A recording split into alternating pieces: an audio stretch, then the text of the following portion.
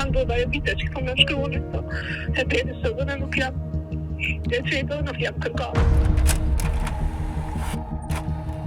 2 javë pas raportimit të Vox Kosova, zyrtarë të policisë zbarkuan në Agjencinë për Menaxhimin e Komplekseve Memoriale të Kosovës, që menaxhohet nga Ministria e Kulturës e Hajrullah Çekos.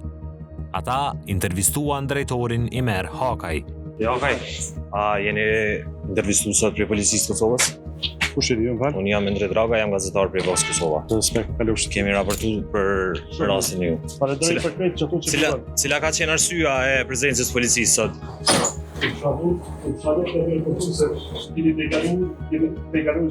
Ne kemi raportuar vetëm bazë të dokumenteve.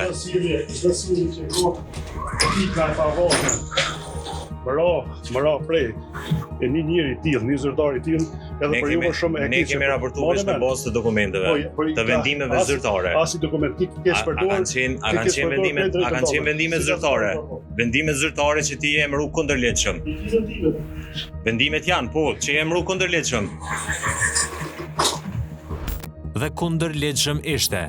Këshilli i pavarur mbikëqyrës kishte konstatuar se ministri Çeko e kishte emëruar ilegalisht Hakajin drejtor dhe duke shkelur jo një, por 3 ligje.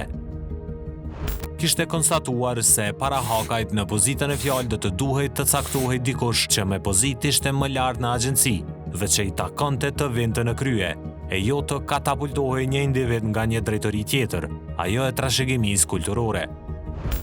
E urdhëronte Çekun ta shkarkonte mikun e tij, por ministri s'do të ndalej me kaq. Për të bërë kind se po e respektonte vendimin e Këshillit, ai më 21 nëntor shkarkoi Hakajin. Para ditën e 25 nëntorit e emëroi në një drejtori tjetër në agjenci, e pas dite e ktheu si drejtor ekzekutiv. Krejt kjo dyshohet se u bë përmes presionit ndaj një zyrtareje aty, e cila në vaj kishte rrëfyer gjithçka për Vox Kosova. Edhe më ka po presion për mja në shkru. Edhe kom pos prej momentit kur hapë punë, prej dimizis në drejtës kur hapë punë, unë kom pos presion për tina. Kur që heq, pa shkron një, pa e dik, javën e por që kjo ka po presion edhe më ka prendu para zyrtarët e tjerë. Nuk po më se jam shumë këtë që prej kur kanë do ajo vite që këto më shkruan këto. Se deri sot nuk jam. Nuk jam kërkuar. Ministri kishte arsye ta sakrifikonte veten për Hakajin. Kjo nga se ky, kur Çeko përballej me përparim Ramën për sheshin George Bush, merrte bajrakun e betejës e përballej vetë me kryetarin e Prishtinës.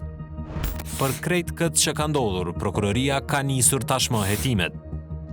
Gjithashtu në pyetje janë marrë edhe zyrtarë të tjerë të agjencisë.